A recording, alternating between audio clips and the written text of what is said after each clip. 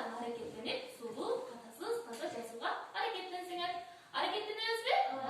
Анда кеттик, сабагыбызды баштайбыз, Тууралуу сөздөр деп эмнелерди айтышыбыз мүмкүн?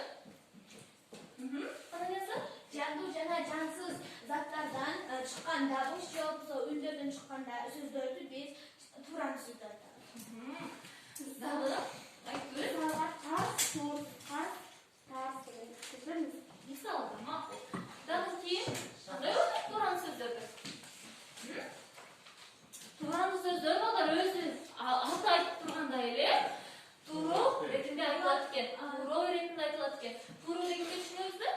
Бир нерсе макул, бир дабышты, дагы бир үндү, кыймыл аракетти, үндү, дагы элести дурап көрсөтүп берген учурубузда булар тууралуу сөздөр боло алат экен балдар. Карагыла, тууралуу сөздөр жандуу жана жансыз заттардан чыккан үндөрдү, дабыштарды, табыштарды, элести, ошондой эле кыймыл аракетти туурап көрсөтөт экен.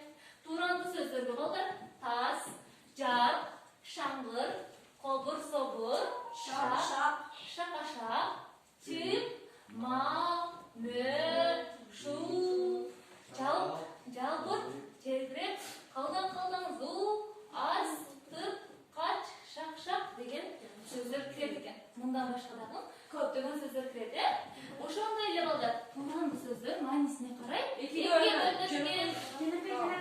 Туура эмес алдым айнур. Туура айтасыңар. Айнурдуку дагы туура. Тууралуу сөздөр түзүлүшүнө карай экиге бөлүнөт. Жөнөкөй тууралуу сөздөр, анан каталуу тууралуу сөздөр